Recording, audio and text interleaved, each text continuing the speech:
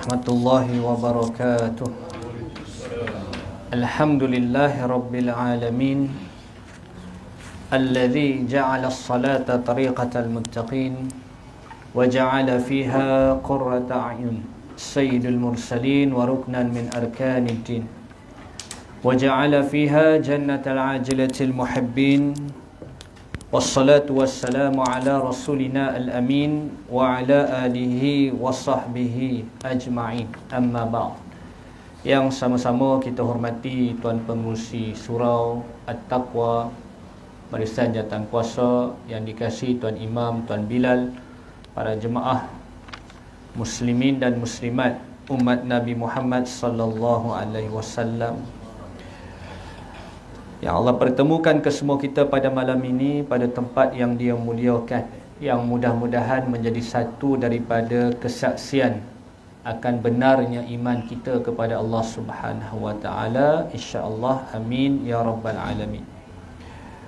Jadi malam ni kita sambung pengajian kita menggunakan kitab Mukhtasar Sya'bil Iman yang menghimpunkan sejumlah 77 cabang iman menurut Al-Quran dan juga hadis Nabi sallallahu alaihi wasallam, yang dikarang oleh Al-Imam Al-Qazwini Asy-Syafi'i rahimahullahu taala, yang meninggal pada 699 Hijrah, yang membincangkan tentang banyaknya cabang-cabang iman yang disebutkan sendiri oleh baginda Nabi sallallahu alaihi wasallam dalam hadis sahih Bukhari Muslim. Rasulullah bersabda, al-imanu bid'un wassituna aw qala bid'un wassab'una sya'bah wa 'alaha aw qala fa arfa'uha aw qala fa afdaluha qawlu la ilaha illallah wa adnaha imatatul adza anit tariq wal haya sya'batun minal iman.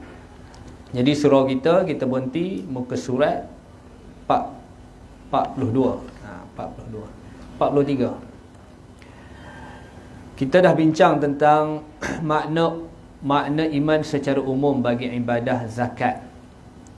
Di penghujung perbincangan kita mengingatkan akan peringatan yang keras kepada manusia yang Allah berikan harta, lalu dia tidak mengeluarkan zakat.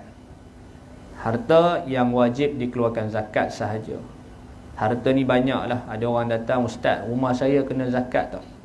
Ustaz, tanah saya kena zakat tak? Ini perbincangan yang sangat menarik lah. Dalam bab zakat ni dia sangat luas. Dia ada ijtihad dia. Dia ada fatwa semasa. Fatwa negeri pun kadang berbeza sedikit sebanyak.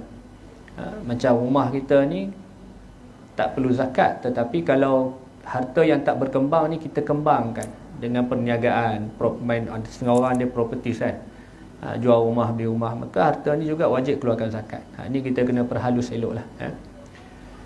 Maka harta-harta yang kita simpan itu kemudian tak keluarkan zakat, esok harta itu, kata Rasulullah, dia akan bertukar menjadi syuja'an aqra, ular yang sangat berbisa, padanya 2 titik di atas mata yang membaham tangan. Lalu dia kata, akulah harta kamu dan akulah simpanan kamu. Ini peringatan kepada yang enggan membayar zakat. Jadi malam ni kita tengok seterusnya cabang iman yang ke-23 dengan makna iman secara umum, iaitu bagi ibadah puasa.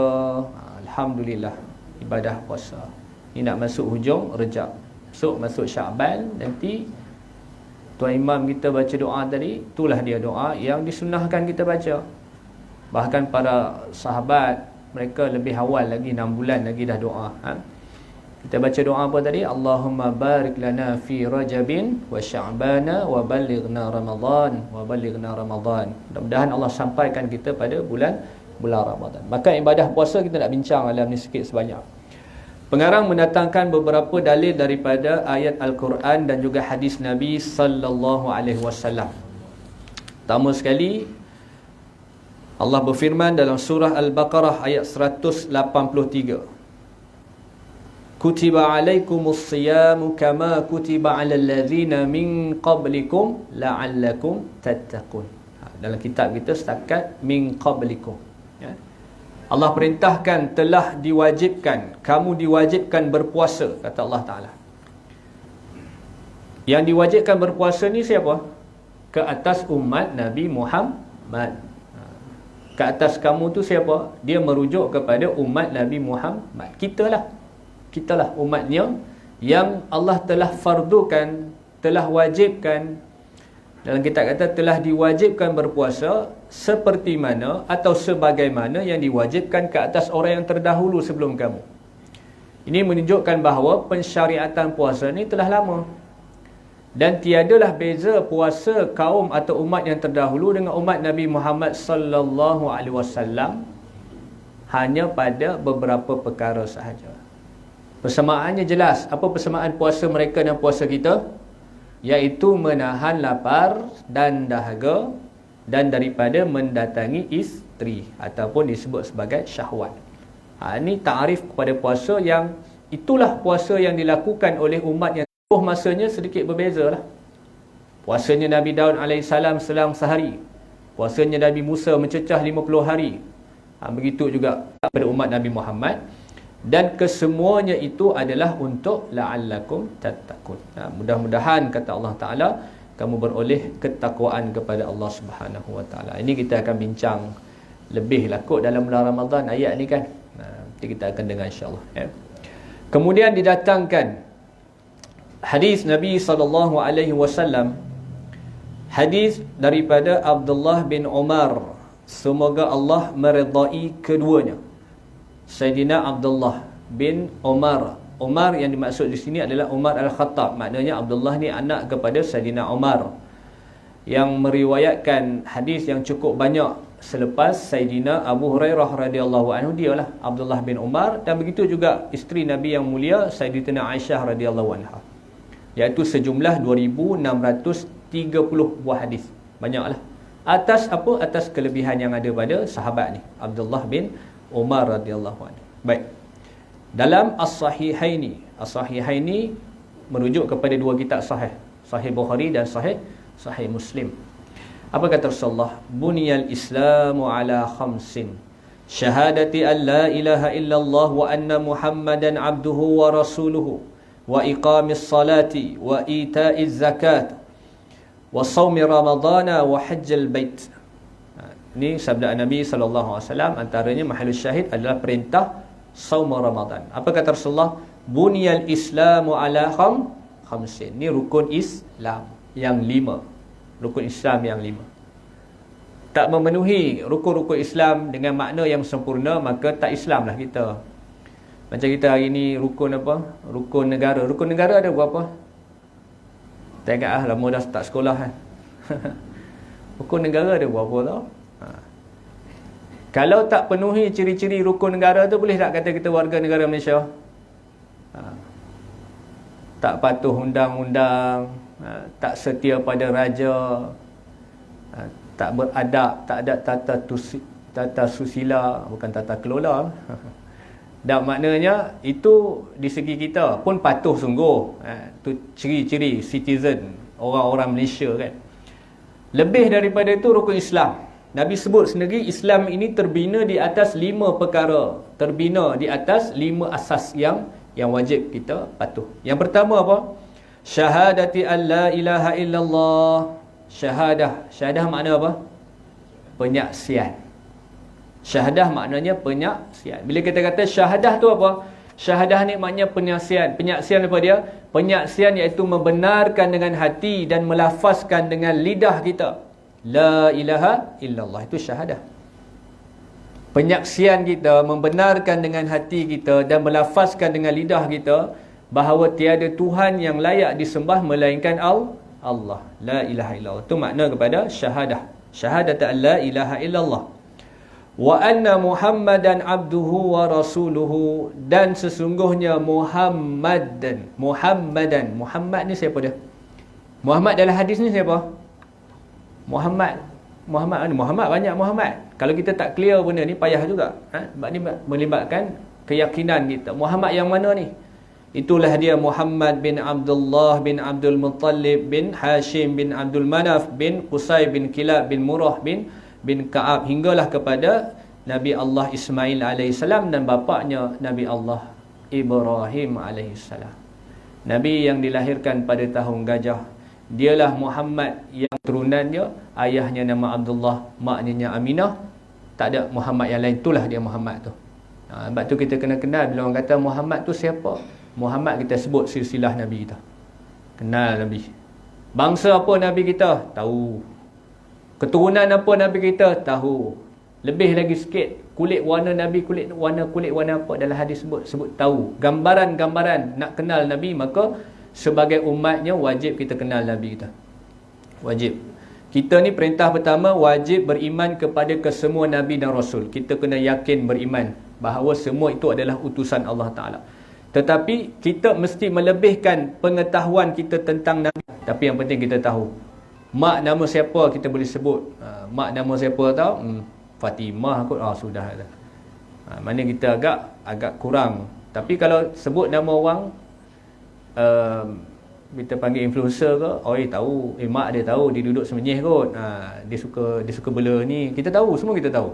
Lebih lagi lah kepada Nabi kita sendiri sallallahu alaihi wasallam. Abduhu, dan hambanya. Makna hambanya apa sini? Maknanya menunjukkan bahawa Nabi sallallahu alaihi wasallam itu bukan anak Tuhan, dia adalah hamba Allah. Seperti mana Nasrani klaim bahawa Nabi Isa itu adalah anak Tuhan. Bahkan Nabi kita Muhammad SAW itu tidak begitu. Dia adalah anak ataupun dia adalah hamba kepada Allah SWT. Wa rasuluhu, dan utusannya. Itulah yang dilantik oleh Allah SWT sebagai utusan Allah SWT. Ini akidah kita, iman kita. Pertama, Islam terbina atas 5. Penyaksian kita, membenarkan dengan hati kita dan melafazkan lidah kita bahawa tiada Tuhan yang layak disembah melainkan Allah. Dan dialah Muhammad. Muhammad mana Muhammad kita sebut tadi? Bukan Muhammad ni, bukan Muhammad lain, bukan.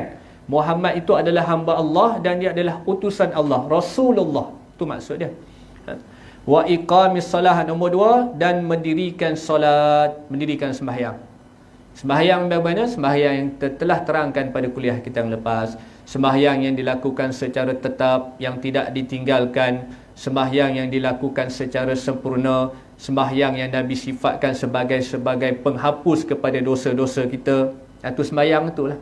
Sembahyang yang dapat mencegah anil fahsya'i wal munkar. Sembahyang yang muhafazah, yang terpelihara, taharahnya, tuhurnya, rukunnya, syaratnya. Ni maksud iqamah solah ni. Bukan setakat bangkit masuk sembahyang, tidak. Tetapi sembahyang dengan sesempurnanya.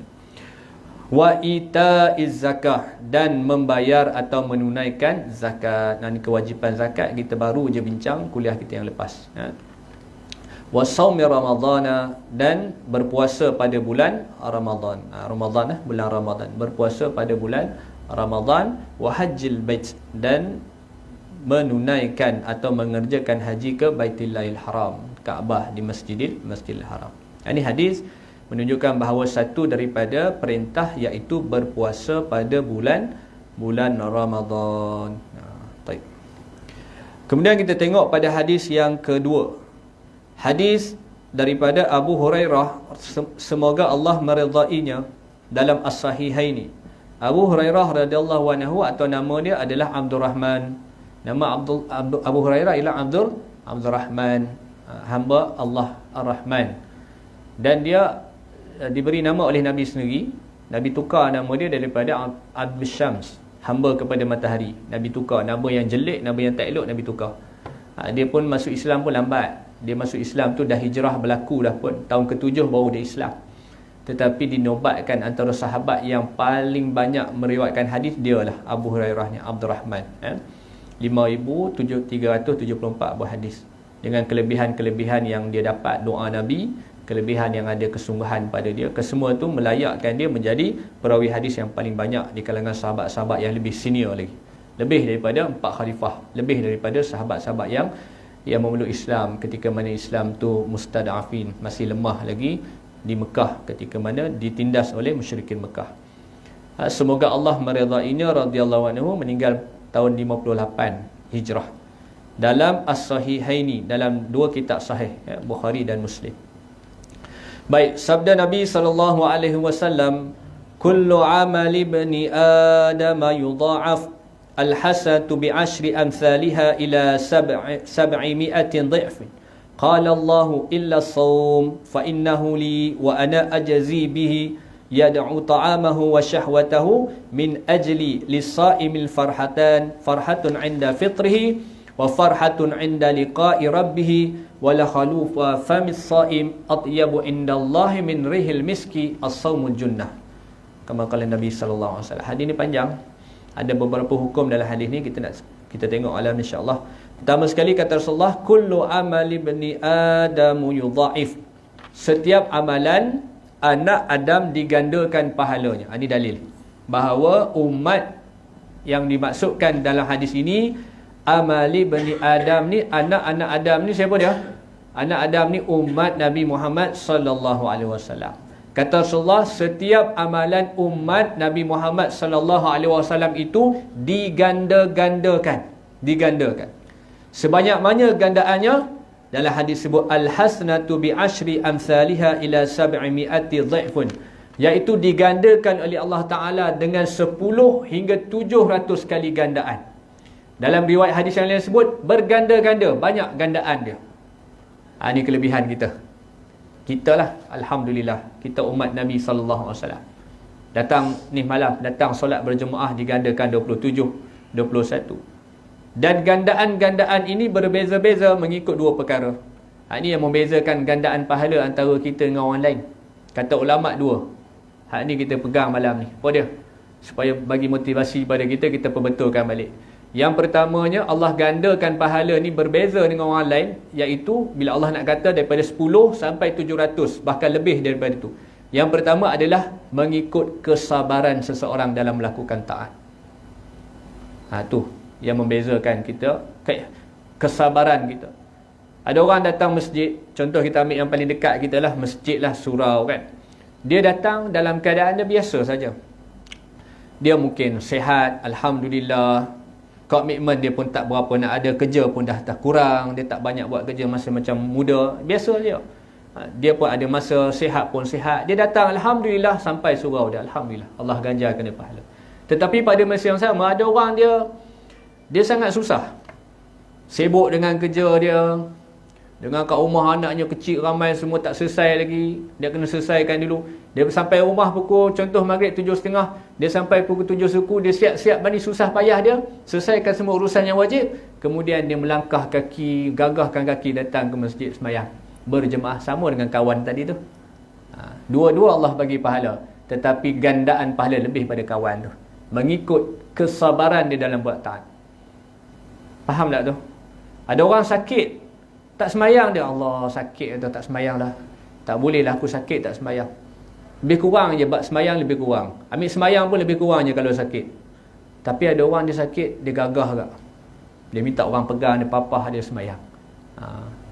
Mana kelebihan dia, iaitu mengikut kesabaran dia dalam melakukan tak. Ada orang jalan jauh naik kereta api, naik kapal terbang, semayang semua dia abaikan. Atau kalau semayang pun lebih kurang je. Tapi ada orang sungguh-sungguh buat semayang. Maka atas kesabaran inilah Allah nilai ganda pahala dia tu. Yang kedua paling penting adalah keikhlasan kita dalam beribadah. Semua sama, ibadah kita sama. Semayang. Orang sedekah, kita sedekah. Orang buat baik dengan orang, kita buat baik dengan orang. Tolong orang, kita tolong orang. Tetapi yang membezakan kita apa dia? Ikhlas kita lah. Keikhlasan kita melakukan satu ibadah. Sebab tu kita kena perbetulkan dua perkara ni. Mudah-mudahan gandaan-gandaan pahala yang Nabi sebutkan khusus kepada umat Nabi sallallahu alaihi wasallam dapat pada kita, insya-Allah. Kemudian kata Rasulullah sallallahu alaihi wasallam, ni hadis qudsi. Kemudian Allah Subhanahu wa taala berfirman, illa shaum fa innahu li wa ana ajzi bihi yad'u ta'amahu wa syahwatahu min ajli. Kata Allah Taala, melainkan puasa, kerana ia adalah bagiku. Puasa bagi siapa? Puasa adalah bagi Allah. Kenapa puasa bagi Allah? Ketika mana masyarakat ni, para ulama berbeza sedikit pandangannya. Antara pandangan yang disebut, apabila disebutkan pada hadis qudsi ini, kata Allah Ta'ala, melainkan puasa, dan puasa itulah adalah bagiku. Puasa bagiku adalah kerana puasa adalah satu ibadah yang merupakan rahsia seorang hamba dengan Tuhannya, penciptanya. Itu puasa. Beza dengan ibadah yang lain dapat dinilai oleh manusia. Sedekah, orang boleh nilai sedekah dia, berapa banyak sedekah dia bagi, berapa besar bantuan dia, orang boleh nampak. Tetapi Solat pun begitu juga. Bacaan Quran pun orang boleh nilai, boleh dengar. Tetapi puasa ni antara kita dengan Allah sahaja. Orang lain tak tahu. Bulan puasa ni, kalau pergi dekat tempat wuduk tu, kumur-kumur, telan seteguk dua pun, tak ada siapa tahu. Tak ada siapa tahu. Kalau bulan tak puasa, dia tak rajin kumur-kumur ni. Tapi bulan puasa rajin pula. 30 hari dia kumur-kumur. Kalau kita telan seteguk dua, siapa tahu? Kita tak tahu. Seorang pun tak tahu. Yang tahu siapa? Itu rahsia kita dengan Allah Ta'ala. Hanya Allah saja yang tahu. Melainkan Allah takdirkan kerongkong kita ni, kalau minum kopi, nampak lah kopi tu mengalir, transparent kan. Itu lain cerita lah. Tapi tak nampak. Malam kan dah lah tak puasa, tapi malam sama-sama tarawih. Tarawih dia, tapi siang dia macam tu lah, culas puasa dia.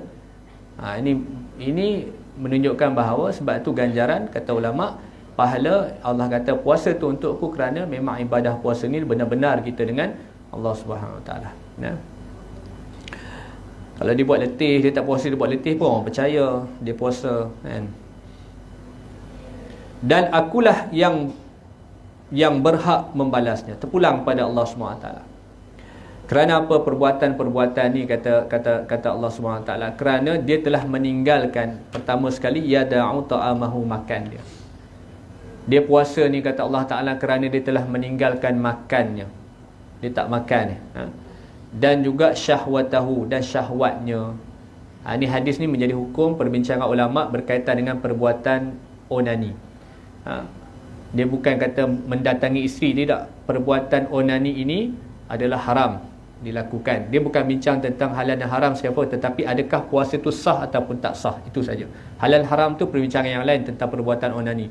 Tetapi mendatangi ataupun dia meninggalkan makannya dan syahwatnya, maka syahwat itu, onani juga termasuk daripada kaedah itu mendatangkan syahwat. Maka perbuatan tersebut adalah membatalkan puasa. Ini perbincangan ulama' dalam hadis ni lah. Kemudian kata dalam hadis ini disebutkan lisaimin farhatani, dan untuk orang yang berpuasa itu dua kegembiraan. Ada dua kegembiraan bagi orang yang berpuasa.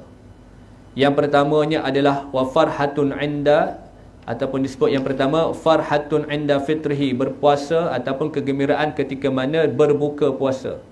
Pertama ulama kata memang fitrah manusia seronok dengan makanan, berlapar sepanjang hari sampai masanya makan seronok lah dia. Gembira tak kita makan buka puasa? Gembira kan? Lagi kalau makan dengan anak isteri, keluarga, makan dengan kawan-kawan, seronok, menu macam-macam. Semualah apa yang kita tak beli, semua kita beli kan. Jangan membazir sudah. Jadi keseronokan itulah.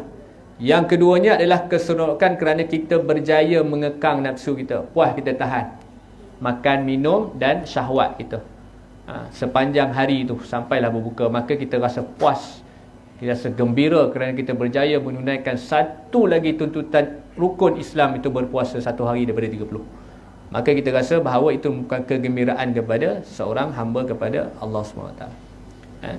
Dan kemudian kegembiraan yang kedua yang disebutkan sebagai wa farhatun inda liqa'i rabbih, dan kegembiraan ketika bertemu dengan Tuhannya. Apa maksud kita gembira jumpa dengan Allah Ta'ala? Dalam syarah hadis disebut apa? Kata ulama, yang pertama kerana di hari akhirat nanti akan dibentangkan surat amalan kita. Kita akan melihat betapa banyaknya pahala yang Allah telah janji nak bagi kepada orang berpuasa. Maka kita akan merasa gembira dengan apa yang telah Allah berikan. Atau kegembiraan ketika mana kita bertemu dengan Allah SWT pada hari kiamat. Atas dunia seronok makan, seronok kita puas hati dapat tunaikan kewajipan. Esok di akhirat kita tengok apa yang Allah janji, Nabi sebutkan atas dunia ni kita dapat hari akhirat, pahala puasa kita. Maka itulah kegembiraan yang dimaksudkan di dalam hadis, iaitu kegembiraannya ada dua untuk orang berpuasa. Yang pertama gembira ketika berbuka, yang keduanya gembira ketika bertemu dengan Tuhannya. Wala khulufa famis saim atyabu indallahi min rihil miski. Ni mulut orang yang berpuasa lebih harum di sisi Allah berbanding wangian kasturi. Mulut orang yang berpuasa ni, bila kita tak makan tak minum, mulut kita ni akan mengeluarkan bau. Bau ni bau yang enak atau bau yang tak yang tidak mengenak? Bau yang tidak mengenakkan, yang mengganggu. Tetapi di sisi Allah, bau mulut orang yang berpuasa ni lebih wangi daripada wangian kasturi. Adapun di sisi manusia tidak. Tak lagi kita bulan puasa, kita pun tengok baca hadis ni. Kita pun pergi jumpa kawan, kita ha kat mulut muka dia kan. Dia kaum kita marah, kata jangan, cuba kau baca hadis. Nabi kata apa? Nabi kata mulut orang berpuasa ni lebih wangi daripada wangian kasturi. Baca hadis bagi habis. Indallah, di sisi Allah wangi, ganjaran. Sebab tu fadilat wangian ni, sehingga ulama dalam mazhab Syafi'i makruh kita ni gosok gigi selepas tergelincir matahari. Tergelincir matahari maksudnya masuk zuhur kan, matahari tegak, tergelincir tu zuhur masuk. Jadi kalau kita gosok gigi selepas waktu adalah makruh. Sebab tu dia boleh menghilangkan fadilat, kelebihan wangian itu yang disebut di dalam hadis yang kita bacakan pada malam ni. Adapun kalau perbuatan manusia ni dia mengganggu orang dengan bauan mulut dia, maknanya dia buat dengan perbuatan-perbuatan yang sengaja kan, maka itu menyakiti hati orang. Para malaikat juga tak suka kita sakit hati anak Adam. Dan perbuatan ini boleh jadi makruh, boleh jatuh kepada haram. Adapun kita kekalkan wangian ataupun bau mulut tersebut kerana kita berpuasa untuk mendapat fadilat yang besar di sisi Allah SWT, mana lebih wangi daripada wangian kasturi. As-sawmu junnah. Akhir sekali kata Rasulullah, puasa adalah perisai. Puasa adalah melindung daripada syahwat. Puasa yang ibadah puasa ni lah, antara syahwat lah paling besar sekali. Sebab tu Nabi pernah sebut pada para pemuda, Nabi sebut pada para sahabat, antaranya disebut oleh Abdullah bin Mas'ud radhiyallahu anhu. Dia anak muda lah Abdullah bin Mas'ud ni. Nabi sebut di depan sahabat, antara Abdullah bin Mas'ud kata, Rasulullah sebut pada kami, ya masyarakat sabab, wahai pemuda, kata Rasulullah SAW, man istata'a minkumul ba'ah, siapa yang di kalangan kamu mampu, al-ba'ah ni maknanya dari segi bahasa jima' lah, ataupun maksud di sini istita'ah, mampu untuk berkahwin, untuk membiayai pernikahan.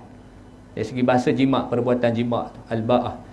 Kata Rasulullah kepada pemuda, wahai para pemuda, kalau kamu mampu untuk berkahwin, untuk bernikah, Nabi kata apa? Falyatazawwaj, maka kahwinlah.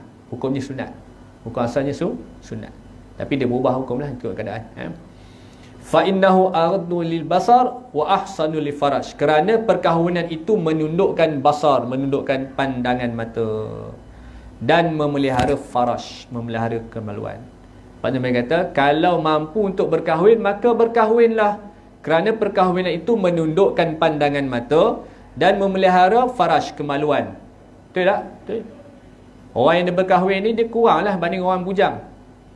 Sebab dia dah ada jalan yang halal, maka pandangannya kurang. Kalau dia tengok orang pun dia kurang pandangan dia, sebab dia ada jalan yang telah dibenarkan oleh agama.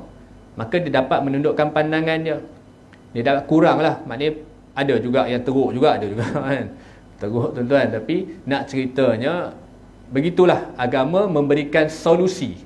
Cantik kat sini, agama memberikan jalan keluar kepada masalah orang yang dia tak mampu untuk berkahwin. Maka untuk mengekang pandangan mata dan syahwatnya, furujnya ataupun faraj, maksud di sini kemaluan lelaki dan perempuan, maka berkahwinlah. Maka berpuasalah, kerana puasa itu menundukkan kedua-duanya. Jelas kan? Ini puasa adalah puasa yang menundukkan syahwat. Dia merupakan jinnah, adalah merupakan perisai kepada kita, umat Nabi sallallahu alaihi wasallam. Wa man lam yastati fa alaihi bisawm fa innahu lahu wija. Kalau tak mampu kahwin, kata Rasulullah, berpuasalah. Puasa itu jawapan dia. Kerana puasa itu adalah perisai, puasa itu adalah pelindung, puasa itu adalah, kata ulama, menahan nafsu baginya, penyembuh kepada nafsu. Hadis riwayat Imam Bukhari dan Muslim. Inilah hadis yang kita bacakan pada malam ni, iaitu berkaitan dengan ibadah puasa. Wallahu a'lam. Jadi kita masuk malam ni satu lagi cabang iman, iaitu cabang iman yang ke-24. Cabang iman yang ke-24, makna iman secara umum juga, iaitu dengan ibadah i'tikaf. I'tikaf ni tarif dia, wal i'tikafu sunnatun mustahabbatun walahu syartani. I'tikaf ni hukumnya sunat. Hukumnya apa dia? Sunat. Sebab tu kalau kita masuk masjid, sunat kita niat. Pertama ada dua syarat. Pertama an-niyatu, niat. Dalam mazhab Syafi'i dua syarat. Yang pertama an-niyatu, niat. Yang keduanya wal-lubthu fil masjid, dan berdiam di dalam masjid. Itu syarat kepada i'tikaf. Dan sekadar tempoh paling minimum adalah lafaz subhanallah. Sekejap niat dan berdiam di dalam masjid. Dalam mazhab Syafi'i sependek tempoh adalah dengan lafaz subhanallah. Adapun dalam perbincangan mazhab lain ada huraian lebih. Ada yang syaratnya mesti puasa, ada tempohnya sekian. Adapun dalam mazhab kita dapat pahala. Sebab tu kalau kita datang masuk masjid, kadang bukan nak buat apa pun, nak ambil anak kunci je tertinggal. Masuklah dia dalam masjid. Jangan lupa niat. Duduk sekejap dalam masjid, dapat pahala i'tikaf. Apa kelebihan i'tikaf? Di hujung nanti kita akan sebut. Nabi janji, Nabi sebut Allah nak bagi apa kepada orang yang suka beriktikaf ni. Pahala dia besar. Jadi kadang-kadang kita datang dapat kontrak atau tender, kita repair aircon kan. Yalah. Biasa yang repair aircon ni kita bagilah pada, kalau boleh sesama orang Islam lah kan. Bantu-bantu kita kan. Jadi bila kita pun datang repair, atau kalau bukan kita kerja pun, kita tolong-tolong repair kan. Nak tolong kita terbuka ni, nampak tanda pangkah atau repair belum. Buka tu. Datang nak repair je, dia ada skill, dia pergi repair lah. Dia masuk dalam surau tu, dalam masjid. Kemudian dia berdiam sebentar dan niat i'tikaf. Adapun lafaz dia yang diajar lah, nawaitul i'tikaf fi hadzal masjid. Adapun niat ni niat kita lah. Niat kita beriktikaf, dapat pahala i'tikaf. Besar pahala i'tikaf, ataupun mudahnya kita untuk meraih pahala yang telah dijanjikan oleh Nabi sallallahu alaihi wasallam. Baik. Kemudian kita lihat yang pertama sekali, pengarang mendatangkan dalil daripada ayat Al-Quran surah Al-Baqarah ayat 125. Pada a'udzubillahi minasyaitonirrajim. Wa ahidna ila Ibrahim wa Ismail wa an tahhira baitiya lit-ta'ifina wal-'akifina wa ruk'is sujud. Surah Al-Baqarah ayat 125. Kami perintahkan kepada Nabi Allah Ibrahim dan Nabi Allah Ismail. Ini perintah kepada dua orang Nabi. Seorang anak, seorang ayah. Anak siapa dia? Ismail alaihissalam. Ayah siapa dia? Ibrahim alaihissalam. Kenapa Allah perintahkan kepada dua orang hamba Allah ataupun Nabi Allah ni? Kerana mereka lah yang membina Kaabah. Allah kata apa? Antahira baitiya lit-ta'ifina wal-'akifina wa ruk'is sujud. Muka surat 44. Siapa nak tengok kitab? Kata Allah Ta'ala, kami perintahkan kepada Nabi Ibrahim dan Nabi Ismail dengan firman-Nya, bersihkanlah rumahku, yakni Kaabah, Baitullahil Haram. Sucikanlah Kaabah untuk apa? Lit-ta'ifin, untuk orang bertawaf. Untuk orang yang bertawaf.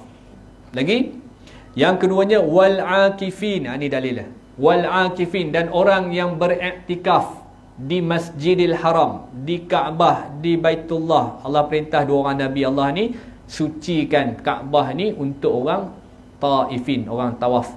Lagi akifin, untuk orang beriktikaf, yakni tetap tinggal padanya. Tu i'tikaf maksud dia. Dan siapa lagi? Wa ruk'is sujud, dan orang-orang yang rukuk dan sujud. Ini orang beribadah di Masjidil Haram ataupun di Baitullahil Haram. Ini dalil kepada cabang iman yang kita sebutkan pada malam ini bagi ibadah i'tikaf. Kemudian pengarang mendatangkan dalil daripada hadis Nabi sallallahu alaihi wasallam. Hadis daripada Aisyah radhiyallahu anha dalam As-Sahihaini, dalam dua kitab Sahih Bukhari Muslim. Anna an-nabiy sallallahu alaihi wasallam kana ya'takifu al-ashra al-awakhir min Ramadhan hatta tawaffahu Allah, summa i'takafa azwajuhu min ba'dihi. Sesungguhnya Nabi sallallahu alaihi wasallam biasa beriktikaf bila? Pada 10 malam terakhir bulan Ramadan. Ini dalil dalam hadis berkaitan dengan iktikaf.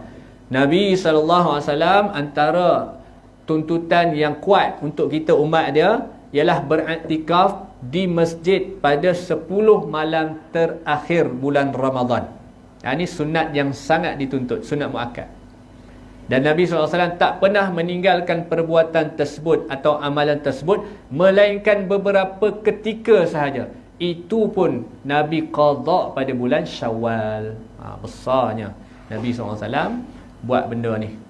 Bukan tertinggal miss macam tu je. Kita kalau tinggal seolah lega, tak penat dengan iktikaf kan. Rezeki terlupa. Nabi SAW dia qada pada bulan Syawal. Maka di sini kita lihat kelebihan pertama dari segi masa, iaitu 10 malam terakhir. Fadilah dari segi masa, kelebihan yang dijanjikan padanya terdapatnya satu malam yang lebih baik daripada 1000 bulan. Itulah malam Al-Qadru, malam yang turunnya para malaikat berbondong-bondong atas dunia ni tuan-tuan. Dan di sinilah menunjukkan bahawa ketika itu paling baik adalah kita beriktikaf di masjid. Nabi iktikaf di masjid Nabi lah. Adapun kita iktikaf di masjid. Perbincangan ulama kita berkaitan dengan masjid, surau Jumaat itu diperbincangkan. Tuan-tuan sebaiknya rujuk kepada keputusan fatwa yang telah dikeluarkan negeri kita sendiri. Saya ingat benda ni kita bincang dulu kan. Kok masih ingat lagi kan? Masjid, ta'rif masjid tu apa? Sebab tu kalau kita nak buat bina masjid surau, niat kita waktu kita lancar kutipan tu, niat tu kita niat bina masjid. Walaupun lepas tu orang namakan benda lain pun tak apa. Tu paling asas lah. Kalau orang kata tak tahulah, dulu surau ni bina surau kita tak tahu kan. Tanya orang lama-lama tu waktu nak buat bangunan ni dulu kempen apa? Kempen masjid ke surau? Kata kempen masjid, tapi tak tahulah lepas tu orang ubah-ubah jadi surau. Tapi wakaf masjid, maksud macam itulah.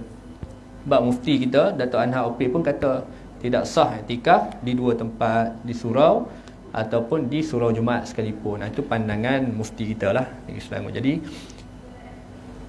khilaf, perbincangan di kalangan ulama. Tapi i'tikaf tu kita niat pun boleh, niat i'tikaf duduk. Baik. Dan sehinggalah bila Nabi buat benda tu, sehinggalah Allah mewafatkan baginda, sehingga Nabi wafat. Nabi pun SAW jumpa Ramadan pun tak banyak lah macam kita. Disyariatkan tahun kedua, kemudian Nabi puasa sampai Nabi wafat umur 10 atau 11 hijrah. Maknanya kalau kita tolak 9 tahun je Nabi SAW bertemu Ramadan, tak banyak, kurang lebih 9 kali saja. 9 kali je. Kalau kita akhir balik 15 tahun, contoh 13 tahun, hari ni umur kita dah 60 tahun. Berapa kali jumpa Ramadan? Cuba tolak, kira, congak. Banyak tuan-tuan, lebih daripada Nabi jumpa Ramadan, lebih kita lagi. Jadi tiap-tiap tahun kita tahu dah bulan puasa ada 10 malam terakhir. Eloklah kita i'tikaf, buatlah amalan-amalan yang telah disyariatkan. Nabi buat sampai bila? Sampai Nabi wafat. Setelah itu para isterinya pula beriktikaf. Maknanya orang perempuan pun boleh i'tikaf dengan syarat-syarat yang tertentu. Orang perempuan boleh i'tikaf dengan syarat-syarat yang tertentu. Baik, kemudian kita lihat pada hadis yang terakhir, muka surat 45. Sebuah riwayat daripada Nabi SAW, sabdanya, "Man i'takafa fuwaqa saqatin faka'annama a'taqa nasamatan aw raqabatan." Sesiapa yang beriktikaf selama waktu di antara 2 perahan susu unta, dipanggil sebagai waktu fuwaq. Antara tempoh perahan susu unta yang pertama, biasanya orang perah unta ni secara adatnya dia tak akan perah sekali. Dia akan ada waktu bertempoh dia antara beberapa tempoh. Secara adatnya lah. Jadi kena tempoh macam orang ibu menyusu anak pun begitu juga. Dia ada tempoh dia berehat atau seketika kemudian dia sambung susuan dia. Maka tempoh dia tak panjang. Maksud di sini tempoh dia tidak panjang. Ya. Jadi dalam tempoh sedemikian rupa dia beriktikaf. Siapa yang beriktikaf selama waktu di antara 2 perahan susu unta, maka kelebihannya seolah-olah dia telah membebaskan nasamatan aw raqabatan, telah membebaskan budak ataupun hamba. Dalam agama, dalam syariat tak ada lah, hamba tak ada dah. Tetapi pahala kepada orang yang membebaskan hamba sangat besar ganjaran pahalanya di sisi Allah Subhanahu Wa Taala, menunjukkan bahawa i'tikaf itu menyamai pahalanya dengan membebaskan hamba. Jadi tak usah bayanglah hamba kita hari ni macam mana, tetapi ganjaran pahala itu dijanjikan oleh Nabi sallallahu alaihi wasallam. Maka inilah secara ringkas, dia pun bagi 3 dalil saja. Nama kitab pun Mukhtasar, ringkasan cabang-cabang iman. Mudah-mudahan perkongsian kita malam ni dapat sebut 2 cabang. Alhamdulillah. Nanti kita masuk cabang iman yang ke-25. Cabang iman yang ke-25 iaitu bagi ibadah haji dan ibadah jihad. 2 ibadah yang besar lah dalam Islam ni. Wallahu a'lam. Pasti banyak kekurangan dalam penyampaian, saya mohon ampun dan maaf. Aku liqauli hadza astaghfirullahal azim. Assalamualaikum warahmatullahi wabarakatuh. Subhanallah bihamdihi subhanakallah bihamdika asyhadu an la ilaha illa anta astaghfiruka wa la ilaha illa anta astaghfiruka wa atubu ilaik.